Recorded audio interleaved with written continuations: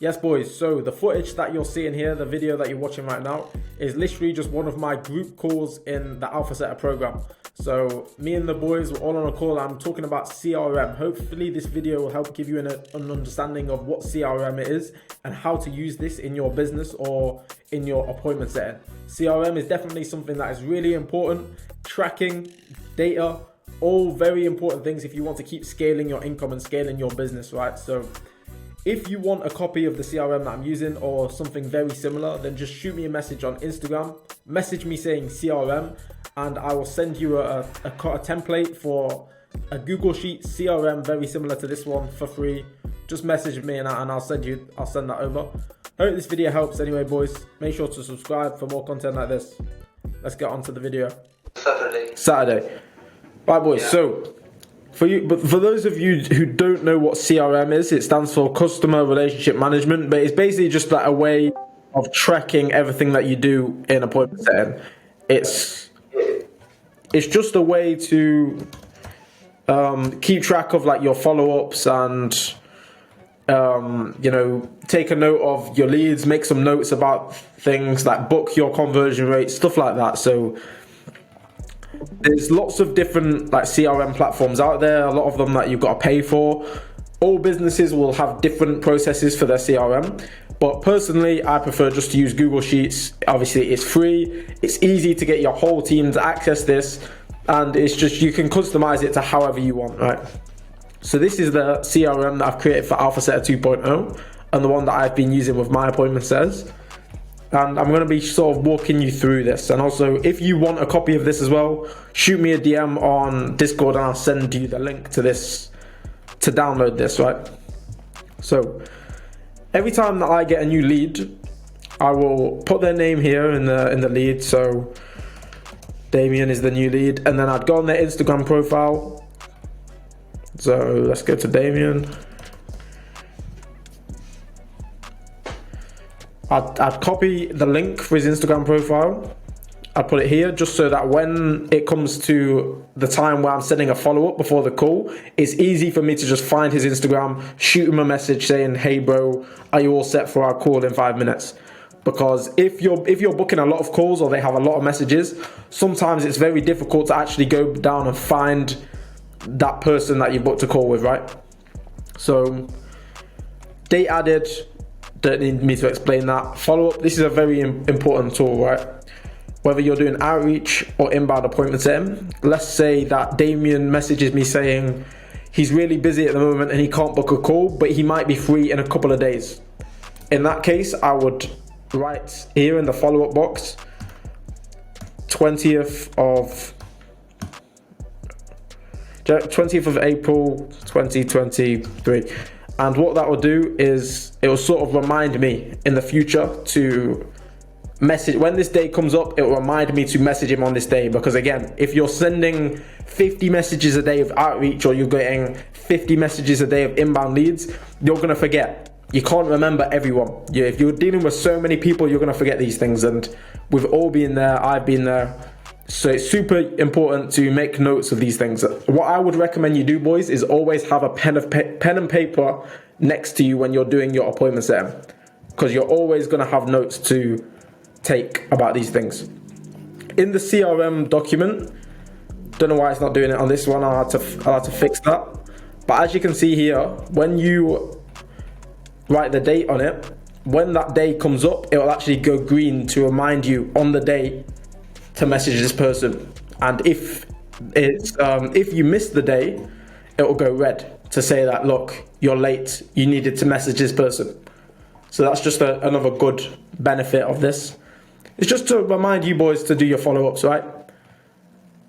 This part, just do the status, so that this will help you like realize like where your sales process is going wrong. If all of these say lead, and you don't even get chance to get to the VSL, that means that there's probably something wrong with your appointments there, and you're probably not doing a very good job. So in that situation, that will tell you that you need to go back and review your appointment setting process, your appointment setting structure. That's how you know that you need to ask for some feedback, hit the drawing board and improve areas of your game. Find out what you need to improve on, whether that's Maybe you're sounding too robotic. Maybe you're asking too many questions. Maybe you're not giving them as much acknowledgement as you should. There's always things that we can improve on. And if you're not getting to the VSL, if it just says lead, and you're not even getting to the VSL or booked calls, then it's probably your appointment setting.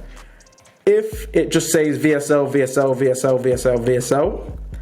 so you've gone through the appointment setting structure and you've sent the video sales letter, but you've not managed to book a call, then that's something that you need to speak to your business owner about, because that means that their VSL is not converting. So that would be a problem on their end. I hope you can see now why this is so important, because it helps you realize it helps you realize what you can improve on to get more sales. Like what are the weak areas? Is it you? Is it the business? Is it your fault? Is it something that you can improve on? Or is it something that the business owner or the sales team need to improve on, right? If you've got loads of book calls and obviously none of those are selling, like Chris recently told me that his business owner's conversion rate's not being great, then that means then that means you're doing a good job, but the closing rate, the sales team is terrible. And in that situation, you might want to discuss this with him, or you might even want to just go work for someone else. If you're getting lots of no-shows, this could be for multiple reasons. It could be because you're not generating enough interest, or it could just be because your booking calls too far away, or maybe the Candly survey is not very good. There's loads of reasons why this can happen, right? Could even be that the quality of the leads is just not good. But of course, just as you go through this, as you fill out the CRM, just track everything. Review it with your business owner. If you can book a call with your business owner, maybe once a month or something like that with your client, and go through this, then it's really going to help set a good impression, and it's really going to make them realize that you're enthusiastic, potential for promotions to things like set a manager, and it's going to make them want to keep you on, right? And hopefully as well, it's going to increase both of your income, because as long as he's making money, you're making money, and as long as you're making money, he's making money, right? You want to make money together. So communication is key with your clients. Profile platform. Some businesses have different platforms. I use Instagram and TikTok. Some people use Twitter. Some people use LinkedIn. Some people use Facebook. I use Instagram and TikTok, but you can add in, let's say your business owner uses Facebook. You can add that in. And then the last part is just notes. This is just a part to add some notes about your prospects. Like if I go on here, needs to speak to dad, seems keen, or this guy wouldn't be a very good fit. This guy works at so-and-so place. This guy's got sales experience. Just notes that you think might either help the closer or notes for you to remember in the future. Really important that you add the notes on there as well. The more details that you can give a closer, the more likely it is to sell. If you identify pain points, for example, that's a perfect thing to put in the notes, because as you guys know, the guys that have been through the content, if the closer knows someone's pain point, they can now leverage that pain point to result in a sale. So yeah, these are all things that you need to make sure you're including in the notes. Does anyone have any questions so far, boys? Thanks, man. Who else is on here right now? Is that Marcel? I feel like I think I sent this to Marcel. We think. In fact, no. So when you open this, boys, if you want to access this for yourself, go to File, make a copy, and then just make your own copy of this, alright? Don't know what's going on with this. Hold on. So it's like, to use this, is it only for warm leads, or I can anybody that I talk to just put them right in this list? So yeah, if you're doing outreach, it's not just for warm leads. If you're doing outreach, you can either do it one of two ways. So since I have a mixture of warm and cold leads, the system that I've got in place is my appointment setters will only add their name onto here once they've made that first reply. However, you don't have to do that. In fact, if you're just doing outreach, I would recommend adding every single person that you message onto this sheet, and then you're going to be able to track your conversion rates and your reply rates and stuff like that, right? And also you can. Some of them doesn't really show interest or stuff like that. So like I feel like they're just gonna fill up place and then. So ultimately, find what works best for you. If you're finding a lot of people aren't showing interest, that still could be good information to track. It still would be useful for you to, of course, track how many people are not showing interest. Every data, all the data that you can gather is useful data and can help you moving forward, because with data like that, like people aren't showing interest, that could help tell you that maybe you're targeting the wrong people, right? It could help tell you that you need to change your target audience, have a conversation with your business owner and change your approach, change who you're reaching out to, stuff like that. It could even just be changing your opening message. Like a lot of the time, if someone's not showing interest, it's not always their fault. Sometimes it is our fault as appointment setters. Maybe we've raised some red flags and things like that, right? So if you're doing outreach, I do highly recommend like making a note of every single person that you message. I know that's long, like no one can be bothered to do that, but it would be really useful. It definitely, like when I was prospecting last year, when I was trying to find my own clients, I would literally split test different messages. I would track the data. So let's say I had message 1, message 1, message 2, and then I would like make a tally of like how many people reply to message 1. So let's say 4 people replied to message 1 and only 2 people replied to message 2. And then I would track things like how many of those convert into a booked call, how many of those showed up to the call, how many of those resulted in a position, like things like that, right? Message 1, message 2. I recommend split testing and tracking as much data as possible, because everything is going to help you out. And these small details as well are the things that are going to separate you from the average appointment setters, right? For the guys that have called me, I don't know if my brothers told you this, but I told most of you when you join this program or on the call, average appointment setters are making £5,000 a month. Do you think average appointment setters can be bothered to do stuff like this? Absolutely not. This is what's going to set us apart from everyone else. Do I have Marcel in the group? Does anyone, Ebbs, you run the agency with Marcel, right? Yes. So let's say you approach an agency, you approach a business owner as an appointment setting agency, right?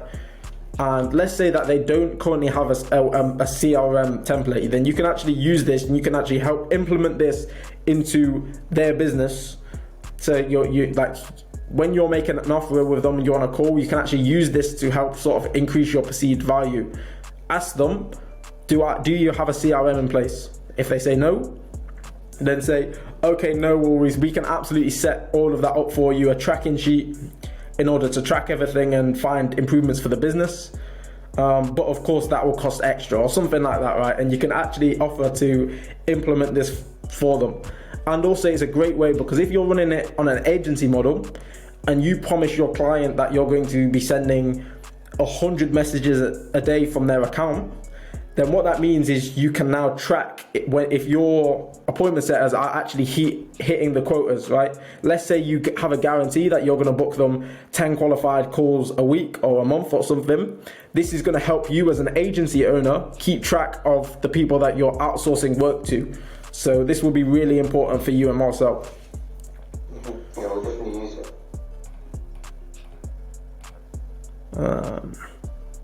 Also, boys, as well, if you are doing outbound appointment setting, for example, and you're not getting many results, you're having a dry period, what you could do is you have a look at the data, see what the data is saying, and if you are, let's say, sending 20 messages a day, you're not getting any results. Do you know what the fastest way to get more results would be? To just double your outreach. You're sending 20 messages a day. If you're not getting any results, send 40 messages a day and see how many more, see if that help, like see how many more results that will get you. The fastest way to double your output as an appointment setter is to double your input. It's the same with everything, really. Like, it's the same with everything, but obviously the daily objectives say 15 a day, but boys, 15 per day is a small number. I honestly expect you guys to be doing a lot more than 15. 40, 50, 60, those are good numbers, right? Those are good numbers. 15 is like bare minimum. If you're not doing 15 messages per day, if you've not signed your first client and you're not doing 15 messages per day, what are you even doing, boys? You clearly don't want this enough. It doesn't take that long to send 15 messages. Maybe it'll take you an hour to send 15, and even that is on the longer side. It should take you a lot less than an hour. You should be doing this for, to join this program, you had to agree to be able to do 2 hours per day, right? So already you should be sending 30 messages a day. If you're doing outbound, set a minimum, set your borderline. How much time do you have per day? Let's say you've got 4 hours per day. Okay, make it your baseline that no matter what, you will send 60 messages every single day. Make that your baseline.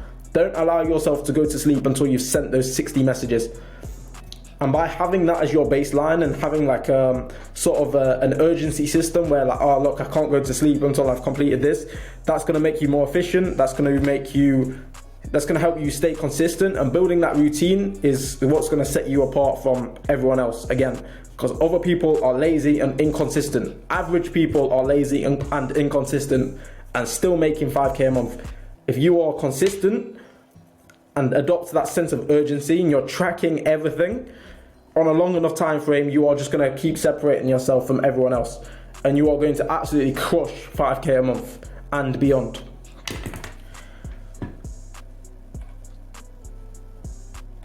So would you recommend to have like clients? Like how many clients do you recommend having? In an ideal world, one big client.